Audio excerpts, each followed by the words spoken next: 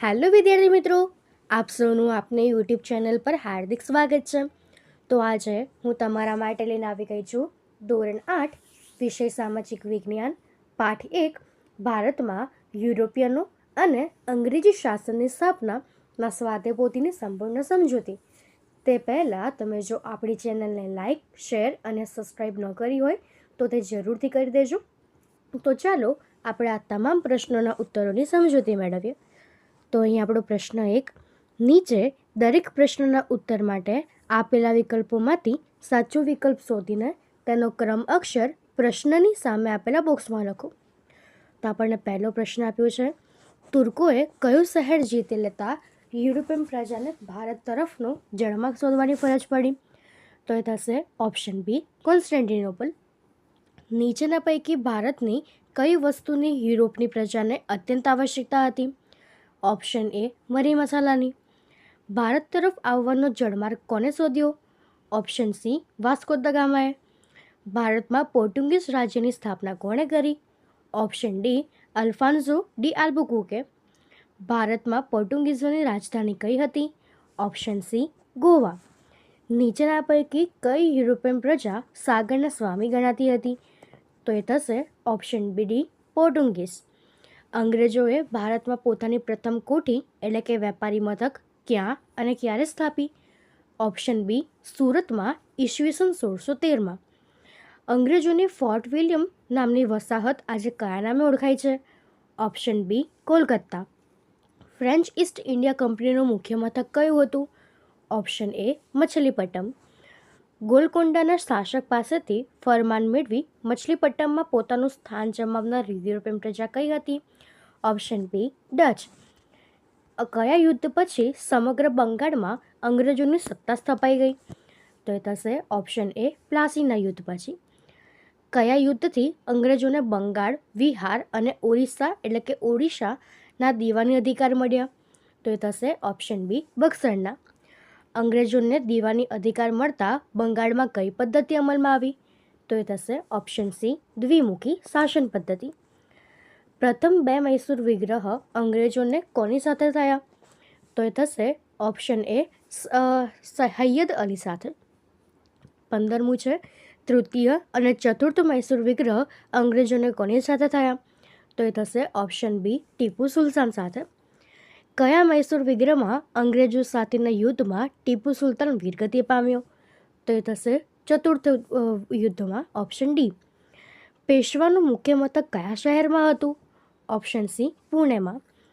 કયા ધારા અન્વયે ભારતમાં ગવર્નર જનરલની નિમણૂક કરવામાં આવી? તો નિયામક ધારા અન્વયે. કયા ધારા અન્વયે ભારતમાં સુપ્રીમ કોર્ટની સ્થાપના કરવામાં આવી? તો એ થશે નિયામક ધારા અન્વયે. કયા ગવર્નર જનરલે ભારતમાં સનદી સેવાઓ શરૂ કરી? તો એ થશે લોર્ડ કોર્નવોલિસે. કયા ગવર્નર જનરલે સૌપ્રથમ વખત ભારતીયોને ન્યાયતંત્રમાં ઉચ્ચ હોદ્દો પર મૂકવાની શરૂઆત કરી? તો એ થશે ઓપ્શન ડી, લોર્ડ વિલિયમ બેન્ટિકે. તો હવે એના પછીનો પ્રશ્ન બીજો છે કે યોગ્ય શબ્દ કે અંકો વડે નીચેના વિધાનોની ખાલી જગ્યા પૂરો. તો આપણું પહેલું વિધાન છે કે પ્રાચીન કાળમાં ખાલી જગ્યા ભારત અને યુરોપના વેપારના મુખ્ય મથક હતું. તો એ થશે કોન્સ્ટેન્ટિનોપલ.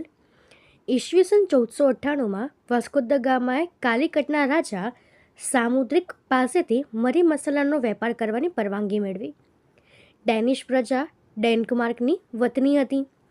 ડેનિશ પ્રજાઓએ બંગાળમાં શ્રીરામપુરમાં કોઠી એટલે કે મથક સ્થાપી હતી. ત્યારબાદ ઈસવીસન 1600માં ઇંગ્લેન્ડમાં ઈસ્ટ ઇન્ડિયા કંપનીની સ્થાપના કરવામાં આવી. અંગ્રેજોએ ઊભી કરેલી કિલ્લેબંધીવાળી ફોર્ટ વિલિયમ નામની નવી વસાહત આજે કોલકાતા તરીકે ઓળખાય છે. અંગ્રેજોએ ઈસવીસન 1651માં બંગાળમાં પ્રથમ પોતાની કોઠી સ્થાપી હતી. ત્યારબાદ ઈસવીસન 1757માં બંગાળના નવાબ સિરાજ ઉદ દૌલા અને અંગ્રેજો વચ્ચે પ્લાસીનું યુદ્ધ થયું. બંગાળના નવાબ સિરાજ ઉદ દૌલાના મુખ્ય સેનાપતિ મીર જાફરના વિશ્વાસઘાતના કારણે પ્લાસીના યુદ્ધમાં નવાબની હાર થઈ. ઈસવીસન 1818માં સુધીમાં સમગ્ર ભારત અંગ્રેજ શાસનમાં પરિવર્તિત થઈ ગયું. ઈસવીસન 1757માં બક્સરનું યુદ્ધ થયું. મારા વહાલા વિદ્યાર્થી મિત્રો, તમે આ જે વિડીયો જોઈ રહ્યા છો તેને થોડું આમ નીચે કરવાનું થશે અને એ આપણે ચેનલ જે છે એ મિત્રો ખાસ તેને સબસ્ક્રાઈબ કરી અને બાજુમાં જે હાઈપનું બટન આપેલું છે તેના પર એક વખત સિમ્પલી ક્લિક કરી દેવાનું છે. ક્લિક કરશો એટલે તમને જે હાઈપનું હોય એ ઓપ્શન આપશે, તેના પર તમારે એક વખત મિત્રો હાઈપ આપવાની થશે. ત્યારબાદ બક્સરના યુદ્ધ વખતે બંગાળનો નવાબ મીર કાસિમ હતો. ચતુર્થ મૈસૂર વિગ્રહમાં ટીપુ સુલતાન લડતા લડતા વીરગતિ પામ્યો. મરાઠાઓએ પેશવાએ પોતાના રાજ્યને 4 વિભાગમાં વહેંચી દીધું. ચતુર્થ મૈસૂર વિગ્રહમાં વિજયી બનેલા અંગ્રેજોએ મૈસૂરનું રાજ્ય અગાઉના વાડિયાર રાજવંશને સોંપ્યું. મરાઠા અને અંગ્રેજો વચ્ચેના પ્રથમ યુદ્ધમાં બંને વચ્ચે સાલબાઈની સંધિ થઈ. ગવર્નર જનરલ કોર્નવોલિસે ઈસ્ટ ઇન્ડિયા કંપનીના કર્મચારીઓને વેપાર કરવા પર પ્રતિબંધ મૂકી ભ્રષ્ટાચાર વિરુદ્ધ નિયંત્રણ મૂક્યા. ગવર્નર જનરલ લોર્ડ કોર્નવેલિસ આધુનિક પોલીસ ખાતાની સ્થાપના કરી. ગવર્નર જનરલ લોર્ડ વિલિયમ બેન્ટિકના સમયમાં કોલકાતા, મદ્રાસ અને મુંબઈમાં હાઈકોર્ટની સ્થાપના કરવામાં આવી. એના પછીનો હવે આપણો પ્રશ્ન 3 છે કે નીચેના વિધાનોમાંથી ખરા વિધાનો સામે સાચાની અને ખોટા વિધાનો સામે ખોટાની નિશાની કરો. તેમાં આપણને પહેલું આપ્યું છે, આર્થિક સમૃદ્ધિના કારણે ભારત હંમેશા વિશ્વના આકર્ષણનું કેન્દ્ર હતું. તે છે સાચું. ઈસવીસન 1453માં યહૂદીઓએ કોન્સ્ટન્ટિનોપલ જીતી લીધું. ખોટું. યુરોપના ફ્રાન્સ, પોર્ટુગલ, સ્પેન વગેરે રાષ્ટ્રોએ ભારત આવવાનો જળમાર્ગ શોધવાના પ્રયત્ન કર્યા. તો એ પણ ખોટું. ત્યારબાદ ચોથું છે, કાલિકટના રાજા સામુદ્રિકે ઝમોરીન પોર્ટુગીઝની સતરાઉ કાપડની વેપાર કરવાની પરવાનગી આપી. તો એ થશે ખોટું. ત્યારબાદ પાંચમું છે કે વોઇસરોય ફ્રેન્સિકો ડી આલ્મેડાએ ભારતમાં પોર્ટુગીઝ રાજ્યની સ્થાપના કરી. તો આ થશે ખોટું. હોલેન્ડની ડેનિશ પ્રજાએ ભારતમાં શ્રીરામપુરમાં કોઠી એટલે કે મથકની સ્થાપના કરી. ખોટું. અંગ્રેજોએ ઈસવીસન 1651માં હુગલી નદીના કિનારે વેપારી કોઠી મથકની સ્થાપના કરી. સાચું. દક્ષિણ ભારતમાં એકાધિકાર સ્થાપવાના મુદ્દે ફ્રેન્ચોને અંગ્રેજો સાથે કર્ણાટક વિગ્રહ થયા. તો એ સાચું. બંગાળના નવાબના વિશ્વાસુ માણેકચંદે લાંચ લઈને કલકત્તા અંગ્રેજોને આપી દીધું. સાચું. બક્સરનું યુદ્ધ 22 ઓક્ટોબર 1757માં થયું. સાચું. દ્વિતીય મૈસૂર વિગ્રહ સમયે ઈસવીસન 1882માં હૈયદ અલીનું અવસાન થતાં બંને પક્ષ વચ્ચે સંધિ થઈ. તો આ પણ સાચું. તૃતીય મૈસૂર વિગ્રહ દરમિયાન ટીપુ સુલતાન લડતા લડતા વીરગતિ પામ્યો. ખોટું. ઈસવીસન 1761માં પાણીપતના બીજા યુદ્ધમાં મરાઠાઓની હાર થઈ. ખોટું. તૃતીય અંગ્રેજ મરાઠા યુદ્ધમાં અંગ્રેજોની કારમી હાર થઈ. તો એ થશે ખોટું. ત્યારબાદ 15મું છે કે ગવર્નર જનરલ લોર્ડ વિલિયમે મહેસૂલ તંત્ર અને ન્યાયતંત્રને અલગ કર્યા. ખોટું. ભારતમાં બ્રિટિશ શાસન વિશિષ્ટ ઔદ્યોગિક નીતિને કારણે અસ્તિત્વમાં આવ્યું. ખોટું. બ્રિટિશ ન્યાય વિષયક વ્યવસ્થાનો મુખ્ય ઉદ્દેશ બ્રિટિશ સામ્રાજ્યવાદને મજબૂત બનાવવાનો હતો. ખોટું. તો હવે એના પછીનો આપણો પ્રશ્ન 4 છે કે બંધ બેસતા જોડકા જોડો. તો એમાં આપણને સૌપ્રથમ વિભાગ અ અને વિભાગ બમાં આપ્યું છે કે પાણીપતનું ત્રીજું યુદ્ધ. તો તે થશે મરાઠાઓની હાર થઈ. પેશવાનું મુખ્ય મથક તો પુણે. પ્રથમ અંગ્રેજ મરાઠા યુદ્ધ. તો તે થશે સાલબાઈની સંધિ. અને દ્વિતીય અંગ્રેજ મરાઠા યુદ્ધ. તો તે થશે લોર્ડ વેલેસ્લી. ત્યારબાદ બીજું છે, એમાં આપણને વિભાગ અ અને વિભાગ બમાં આપ્યું છે કે આધુનિક પોલીસ ખાતાનો સ્થાપક. તો તે થશે લોર્ડ કોર્નવાલિસ. ન્યાયતંત્રની શરૂઆત કરનાર. તો એ થશે લોર્ડ વોરન હેસ્ટિંગ. ન્યાયતંત્રમાં ભારતીયોની ઉચ્ચ હોદ્દા પર નિમણૂક. તો એ થશે લોર્ડ વિલિયમ બેન્ટિક. અને ભારતમાં ગવર્નર જનરલની નિમણૂક. તો એ થશે 1953નો સનદી ધારો. તો હવે એના પછીનો પ્રશ્ન 5 છે કે નીચેના પ્રશ્નોના ઉત્તર 1-2 વાક્યમાં લખો. તેમાં આપણને પહેલો પ્રશ્ન આપ્યો છે કે યુરોપના કયા કયા રાષ્ટ્રોએ ભારત આવવાનો જળમાર્ગ શોધવા માટે કમર કસી હતી.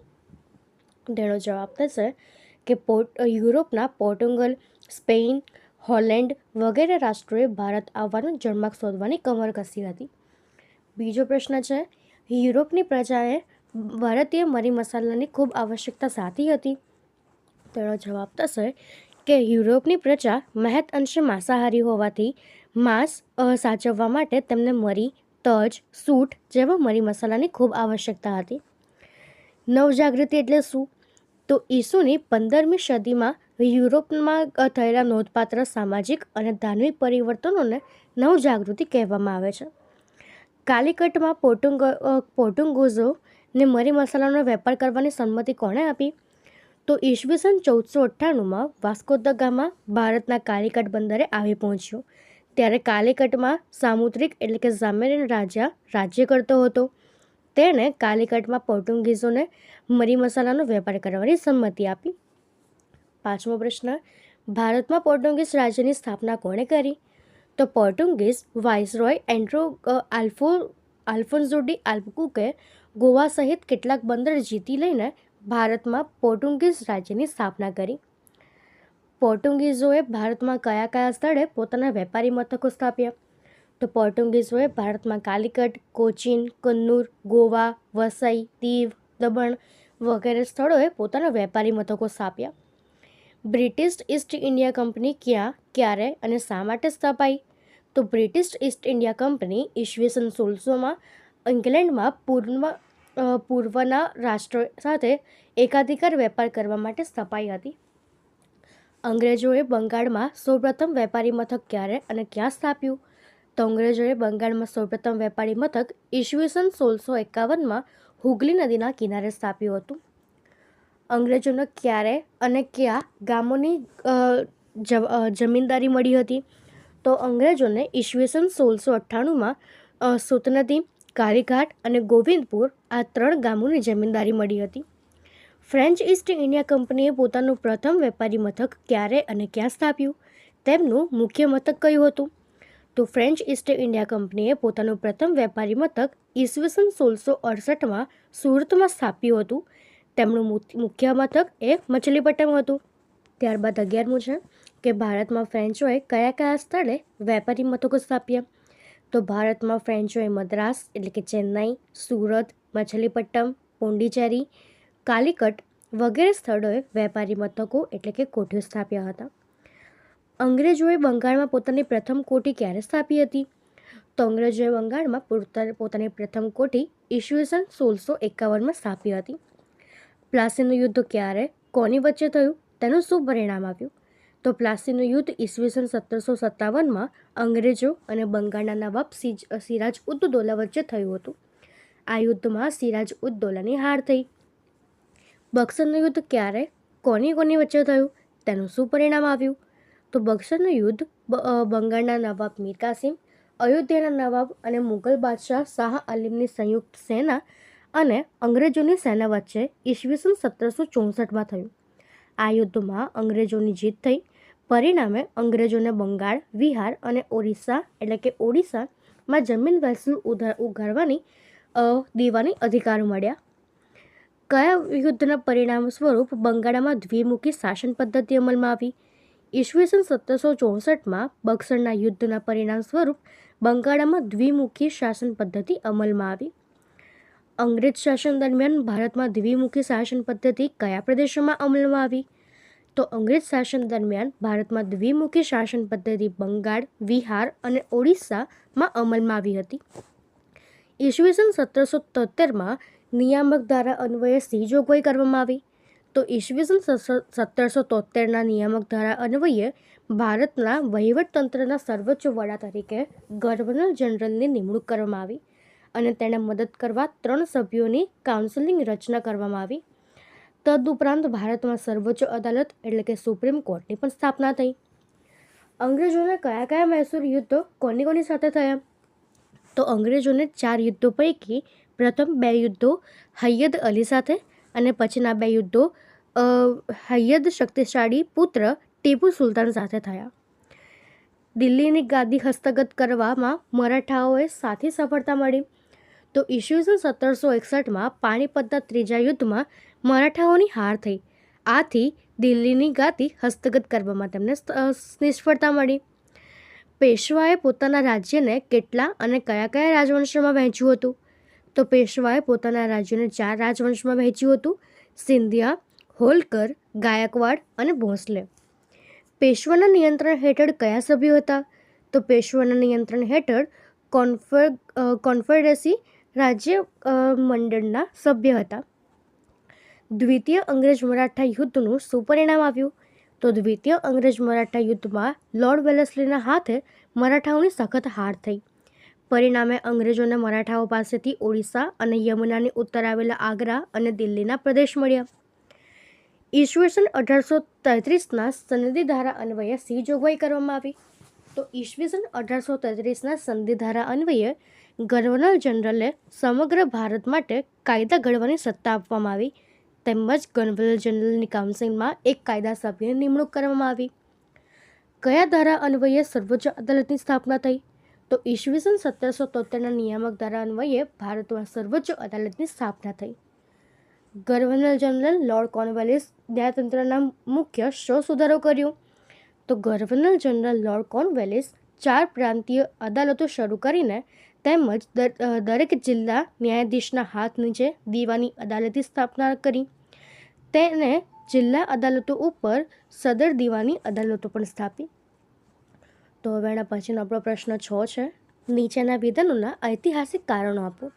તેમાં આપણને પહેલું આપ્યું છે કે પોર્ટુગીઝો સાગરના સ્વામી કહેવાયા. તો એનું થશે કે ભારતની કોઈપણ વ્યક્તિએ હિન્દ મહાસાગરના દરિયાઈ માર્ગથી ઉપયોગ કરવો હોય તો પોર્ટુગીઝોની પરવાનગી લેવી પડતી. આમ પોર્ટુગીઝો દરિયાઈ માર્ગ પર એક હત્તુ સત્તા ધરાવતા હોવાથી તેઓ સાગરના સ્વામી કહેવાતા. બીજું છે પ્લાસીનું યુદ્ધ ઐતિહાસિક દ્રષ્ટિએ મહત્વનું છે. તો ઈસવીસન 1757ના પ્લાસીના યુદ્ધમાં વિજય મેળવીને અંગ્રેજોએ બંગાળના નવાબ પાસેથી 24 પરગણા વિસ્તારની જાગીર મેળવી. તે દ્વારા તેઓ ભારતમાં એક સ્વતંત્ર પ્રદેશના માલિક બન્યા. તેઓ વેપારમાંથી સંસ્થાનના માલિક બન્યા. પછી આ યુદ્ધથી બંગાળનો નવાબ સંપૂર્ણપણે અંગ્રેજ કંપનીના વર્ચસ્વ નીચે આવ્યો અને અંગ્રેજો જ બંગાળના સાચા માલિક બન્યા. આમ પ્લાસીના યુદ્ધથી ભારતમાં અંગ્રેજ સત્તાનો પાયો એ નંખાયો હોવાથી ઐતિહાસિક દ્રષ્ટિએ તે ઘણું મહત્વનું હતું. ત્યારબાદ ત્રીજું છે કે બક્સરના યુદ્ધથી અંગ્રેજો બંગાળના વિધિસર માલિક બન્યા. તો ઈસવીસન 1764માં બંગાળના નવાબ મીર કાસિમ, અવધ એટલે કે અયોધ્યાના નવાબ અને મુગલ બાદશાહ શાહ આલમની સંયુક્ત સેના અને અંગ્રેજો વચ્ચે બક્સરમાં યુદ્ધ થયું. આ યુદ્ધમાં અંગ્રેજોની જીત થઈ અને યુદ્ધને અંતે થયેલી સંધિ મુજબ અંગ્રેજો બંગાળ, બિહાર અને ઓરિસ્સામાંથી જમીન મહેસૂલ ઉઘરાવવાની દીવાની સત્તા મળી. આમ બક્સરના યુદ્ધમાં વિજય મેળવવાથી અંગ્રેજોને દીવાની સત્તા મળતા અંગ્રેજો વિધિસર અર્થાત વાસ્તવિક રીતે બંગાળના માલિક બન્યા. તો હવે એના પછીનો પ્રશ્ન 7 છે કે નીચેના પ્રશ્નોના માંગ્યા મુજબ ઉત્તર આપો. તેમાં આપણને પહેલો પ્રશ્ન છે કે યુરોપિયન પ્રજાના ભારત તરફનો જળમાર્ગ શોધવાની ફરજ પડી. આ વિધાન સમજાવો. તો પ્રાચીન કાળથી ભારત અને યુરોપના દેશો વચ્ચે મોટા પાયા પર વેપાર પેટા પાયા પર થતો હતો, ધંધો ચાલતો હતો. એ સમયે યુરોપના બજારોમાં ભારતથી મરી મસાલા, તેજાના, સુતરાઉ કાપડો, રેશમી કાપડ, ઘડી, સુરોખાર, ઇમારતી લાકડા, અફીણ વગેરેની ખૂબ મોટા પ્રમાણમાં નિકાસ થતી હતી. પૂર્વ અને પશ્ચિમના દેશો વચ્ચેનો વેપાર મધ્ય એશિયાના જમીન માર્ગે થતો હતો. એ સમયમાં કોન્સ્ટેન્ટિનોપલ શહેર ભારત અને યુરોપ વચ્ચે જમીન માર્ગે ચાલતા વેપારનું મુખ્ય મથક હતું. ઈસવીસન 1453માં તુર્કોએ યુરોપના પ્રવેશદ્વાર ગણાતું આ શહેર જીતી લીધું. પરિણામે યુરોપના દેશોનો ભારત સાથેના વેપારનો માર્ગ બંધ થઈ ગયો. યુરોપના દેશોમાં ભારતના માલ તેમજ બંધ થઈ ગયો અને યુરોપની પ્રજા મહેદઅંશે માંસાહારી હોવાથી માંસ સાચવવા તેમને ભારતના મરી મસાલાની અત્યંત આવશ્યકતા હતી. યુરોપના લોકોને ભારતના મરી મસાલા, તેજાના, સુતરાઉ કાપડ વગેરે વિના ચાલી શકે તેમ ન હતું. તેથી યુરોપિયન પ્રજાને ભારત તરફનો જળમાર્ગ શોધવાની ફરજ પડી. ત્યારબાદ બીજું છે કે પ્રાચીન અને મધ્ય યુગમાં ભારતની આર્થિક સ્થિતિ કેવી હતી? અથવા કારણ આપો કે પ્રાચીન અને મધ્ય યુગમાં ભારત વિશ્વના દેશોના આકર્ષણના કેન્દ્રમાં રહ્યું. તો પ્રાચીન અને મધ્ય યુગમાં ભારત આર્થિક દ્રષ્ટિએ ખૂબ જ સમૃદ્ધ દેશ હતો. એ સમયે ભારતમાં સુતરાઉ કાપડ, રેશમી કાપડ, મરી મસાલા, તેજાના, ગળી, સુરોખાર, ઇમારતી લાકડા, અફીણ વગેરે ચીજવસ્તુઓની યુરોપના બજારોમાં ભારે માંગ રહેતી. યુરોપની પ્રજા મહેદઅંશે માંસાહારી હોવાથી માંસ સાચવવા માટે તેમણે ભારતના મરી મસાલાની અત્યંત આવશ્યકતા રહેતી. તેથી ભારતના મરી મસાલા ઉપરાંત સુતરાઉ કાપડ ખૂબ ઊંચી કિંમતે વેચાતા.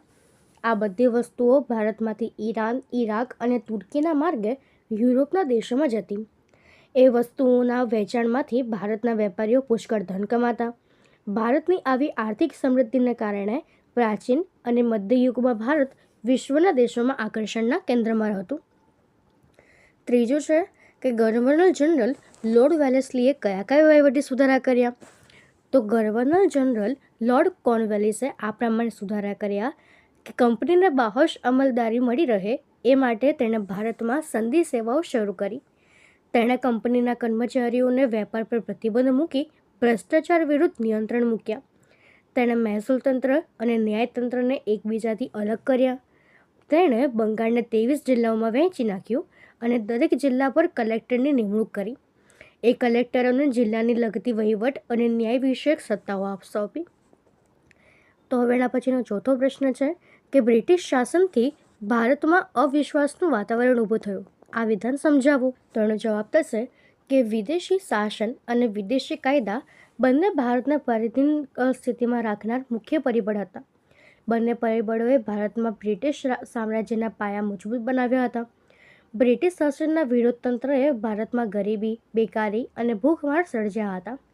વિદેશી શાસન અને વિદેશી કાયદો બંને ભારતને પરાધીન સ્થિતિમાં રાખનાર મુખ્ય પરિબળ હતા. બંને પરિબળોએ ભારતના જે કાયદા છે એને પરાધીન રાખ્યા હતા. ગામડાનું અર્થતંત્ર છિન્ન ભિન્ન કર્યું. શહેરમાં અનેક સમસ્યાઓ ઊભી થઈ. અંગ્રેજોએ ભારતીયો વિરુદ્ધ નિરંકુશ રીતે વિદેશી કાયદાઓનો ઉપયોગ કર્યો હતો. ભારતના વિદ્વાન અને બુદ્ધિશાળી લોકોએ વિદેશી શાસન બ્રિટિશ શાસનનો ઉગ્ર બ્રિટિશ શાસન પ્રત્યે અવિશ્વાસનો વિરોધ કર્યા. પરિણામે ભારતમાં બ્રિટિશ શાસન વાતાવરણ ઊભું થયું. તો હવે એના પછીનો આપણો પ્રશ્ન 8 છે કે ટૂંકનોંધ લખો. તેમાં આપણને પહેલું આપ્યું છે બક્સરનું યુદ્ધ. તો બક્સરનું યુદ્ધ 22 ઓક્ટોબર 1764ના રોજ બંગાળના નવાબ મીર કાસિમ, અવધના નવાબ અને મુઘલ શહેનશાહ શાહ આલમ બીજાના સંયુક્ત લશ્કર અને અંગ્રેજોના નેતૃત્વ હેઠળ અંગ્રેજોના લશ્કર વચ્ચે થયું હતું. સંયુક્ત લશ્કરમાં 50,000 સૈનિકો હતા, જ્યારે અંગ્રેજોના લશ્કરમાં માત્ર 7,072 સૈનિકો જ હતા. આમ છતાં સંયુક્ત લશ્કરની હાર થઈ અને અંગ્રેજોની જીત થઈ. અંગ્રેજોએ બંગાળના નવાબ તરીકે મીર કાસિમને પદભ્રષ્ટ કર્યો અને યુદ્ધને અંતે થયેલા કરાર મુજબ અંગ્રેજોને બંગાળ, બિહાર અને ઓરિસ્સામાં જમીન મહેસૂલ ઉઘરાવવાની દીવાની સત્તા મળી. જ્યારે વહીવટ કરવાની જવાબદારી નવાબને સોંપવામાં આવી, દીવાની સત્તાથી અંગ્રેજો વાસ્તવિક રીતે બંગાળના શાસક અને માલિક બન્યા. આમ બક્સરના યુદ્ધથી બંગાળ, બિહાર અને ઓરિસ્સામાં અંગ્રેજોની અને નવાબની બેવડી શાસન પદ્ધતિ અમલમાં આવી અને આ વ્યવસ્થા દ્વિમુખી શાસન પદ્ધતિ તરીકે ઓળખાઈ. ત્યારબાદ બીજું છે મૈસૂર વિગ્રહ. તો દક્ષિણ ભારતમાં ઈસવીસન 1761માં વિજયનગર સામ્રાજ્યના અંત પછી હૈયદ અલીના નેતૃત્વમાં મૈસૂર સૌથી શક્તિશાળી સામ્રાજ્ય બન્યું. હૈયદ અલીએ પોતાના લશ્કરના સૈનિકોને યુરોપિયન પ્રજાએ તાલીમ આપી શસ્ત્ર સજ્જ કર્યું. સૈયદ અલીની ઝડપથી વધતી જતી સત્તા અને શક્તિના કારણે અંગ્રેજો ભયભીત થયા. અંગ્રેજોએ મૈસૂરની સત્તા હસ્તગત કરવા મૈસૂર સાથે ઈસવીસન 1767થી 1769, ઈસવીસન 1780થી 84, ઈસવીસન 1790થી 92 અને ઈસવીસન 1799થી ના વર્ષ દરમિયાન 4 વિગ્રહ કર્યા. આ વિગ્રહ પૈકી પ્રથમ 2 વિગ્રહ હૈયદ અલી સાથે અને બીજા 2 વિગ્રહ હૈયદ અલીના શક્તિશાળી પુત્ર ટીપુ સુલતાન સાથે થયા. પ્રથમ વિગ્રહનું કોઈ પરિણામ ન આવ્યું. દ્વિતીય વિગ્રહ દરમિયાન ઈસવીસન 1782માં હૈયદ અલીનું મૃત્યુ થતાં બંને પક્ષ વચ્ચે સંધિ થઈ. તૃતીય મૈસૂર વિગ્રહમાં ટીપુ સુલતાનનો કારમો પરાજય થયો. ચતુર્થ વિગ્રહમાં ટીપુ સુલતાન લડતા લડતા વીરગતિ પામ્યો. આમ અંગ્રેજોએ મૈસૂરની સત્તાનો અંત આણી બ્રિટિશ સામ્રાજ્યને સુદૃઢ બનાવ્યું. ગવર્નર જનરલ લોર્ડ વેલેસ્લીએ મૈસૂર રાજ્યના અગાઉના વાડિયર રાજવંશને સોંપ્યું અને તેને સહાયકારી યોજના કરવાની ફરજ પડી. તો આપણે આ પ્રમાણે એના ઉત્તર લખીશું. તો હવે એના પછી આપણને નીચે કેટલાક પ્રશ્ન આપ્યા છે કે જેને તમે તમારી જાતે નોટબુકમાં લખી શકો છો. તેના પ્રશ્ન છે કે દ્વિતીય અંગ્રેજ મરાઠા યુદ્ધની પરિણામ, ભારતમાં સૌપ્રથમ કઈ યુરોપિયન પ્રજાએ પોતાનું શાસન સ્થાપ્યું અને કેવી રીતે, ટૂંક નોંધ પ્લાસીનું યુદ્ધ અને અંગ્રેજ મરાઠા યુદ્ધ, અને ત્યારબાદ આપણને પ્રવૃત્તિ આપી છે.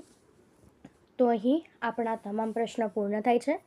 જો આમાં તમને કોઈ પણ ડાઉટ હોય તો એ તમે કોમેન્ટ સેક્શનમાં જરૂરથી જણાવી શકો છો, અને આપણી ચેનલને લાઇક, શેર અને સબસ્ક્રાઈબ જરૂરથી કરી દેજો. Thank you.